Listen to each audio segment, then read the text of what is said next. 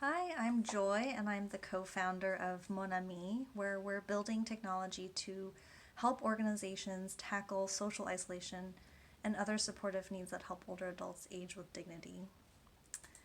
We got our start in 2016. This is me and my co founder Madeline. We met in graduate school where we quickly bonded over our shared values and started tinkering together. Madeline is from Cleveland, Ohio, very proudly so. She was raised by her single mother and her maternal grandmother, so she has deep ties to an intergenerational household. And she came to business school to really focus on finding ways to support young families and parents.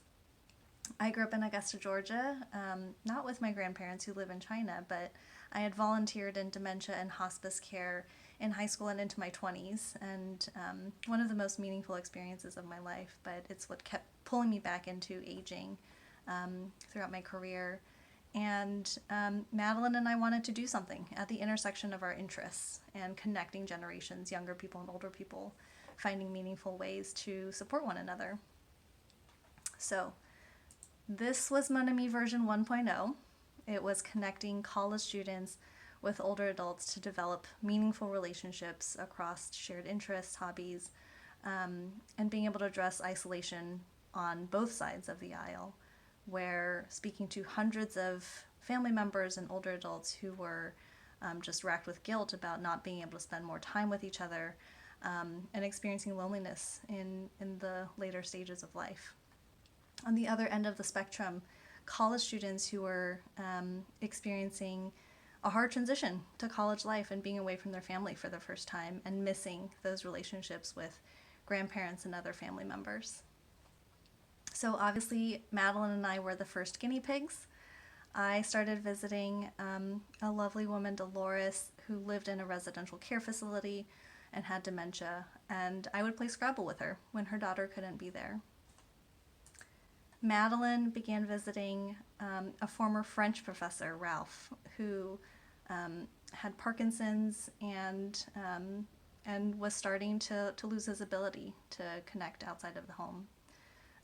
Over the course of 2.5 years, they got together every week to write his memoir. So they have pages and pages of his stories and memories that are shared with his family and friends now. Ralph is also the reason we are named Mon Ami, which means my friend in French, because Ralph was Mon Ami. So over the next 2 years, we built Mon Ami and built the technology platform that really sat on top of the services. It was similar to an Uber DoorDash style marketplace where older adults and their families could book visits with college students, and college students had an app to be able to coordinate and manage their schedules, get paid, and manage all of the logistics. We did over 10,000 hours of visits on the platform, matching college students with older adults, and really beautiful, meaningful relationships that formed out of these visits. Here you see Tanya, who's on the far right, playing or making paper airplanes with her match Ted, who was a former mechanical engineer and loved working with his hands. And every Sunday they'd get together and make a new paper airplane. And then the pandemic hit. So COVID-19 really ground Mon Ami version 1.0 to a halt, but it really gave us the opportunity to rebuild it into what it is today.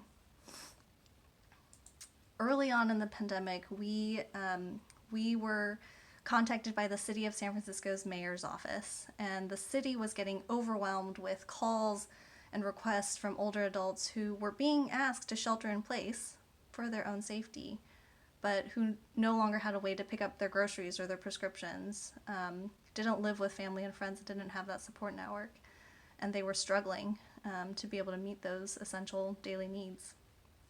The city couldn't keep up with this on their own.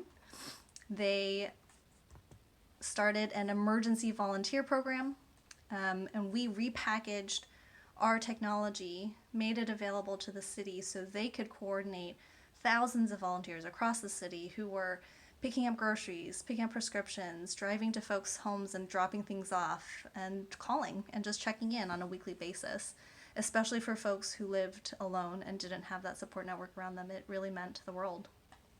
So thousands of hours of support, in the city of San Francisco, and it really grew from there. We started working with Pennsylvania and New York, Utah, Oregon, agencies across the country who have for decades been on the front lines of providing really essential life-saving services to older adults, and for whom social isolation was not a new phenomenon by any means, but COVID really threw the problem into stark relief for all of us who were realizing for the first time how isolated we could be. One of our partners is Sage USA. They're a national nonprofit that works with the older LGBTQ community. And prior to COVID, they had a lot of in-person services, including a friendly visiting program meant to address social isolation. When the pandemic hit, they obviously couldn't provide those in-person services anymore and knew that their members were going to experience increasing isolation in the next few months. They knew they had to do something. Going virtual was a challenge. Many of their older adults don't have internet at home, don't have the devices to be able to log on online and do Zoom or attend a virtual event.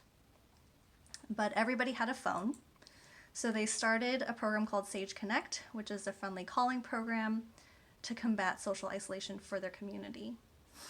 They enrolled over 500 clients and seniors in the first 9 months, really grew it from scratch, and they have volunteers all over the country now, often younger volunteers who want to connect with someone older who has a shared experience but more wisdom.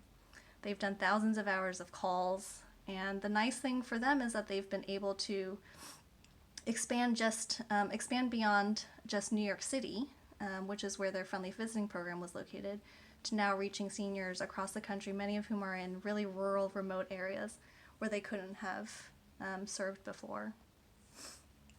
The incredible thing is that they can do all of this with one half-time staff member. Just incredible. Now, the technology is really in the background of the relationships. The administrator tools are there to act as command central so they can make matches, track progress, coordinate all of the logistics behind the scenes.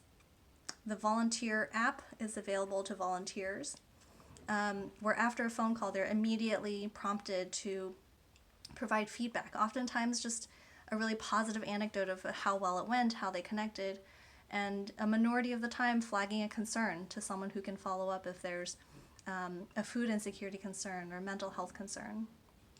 For the seniors, it's just a phone call. They just pick up the phone just like any other. The phone system acts in the background to verify that a call is made, to mask that phone number and automatically track the call minutes so Sage can fulfill on their reporting requirements. For organizations, this is really time-consuming work to coordinate programs like this, and having technology that helps them can be a game changer.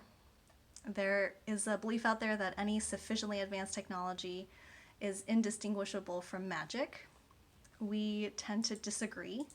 The magic is not in the technology itself. It's really in what it can do to create connections between people and make people feel connected to each other. And that's what we're trying to do at Mon Ami. It's to create the tools to make it easier for people to help one another, to find the magic again in connecting, whether that's across generations, across geographies, but providing healing for one another. So our amendment to the quote is, any technology can only be considered advanced when it reveals the magic we bring to each other. At the end of the day, it's not about the technology, it's about the relationships. For Madeline, that has meant continuing to visit Ralph and his wife Claudie throughout the pandemic, even through a screen door. She did this up until he sadly died of pneumonia complications last fall, made even more painful because of the forced isolation because of COVID. We miss Ralph dearly and continue to serve in his legacy as Mon Ami. So this is us. Thanks so much.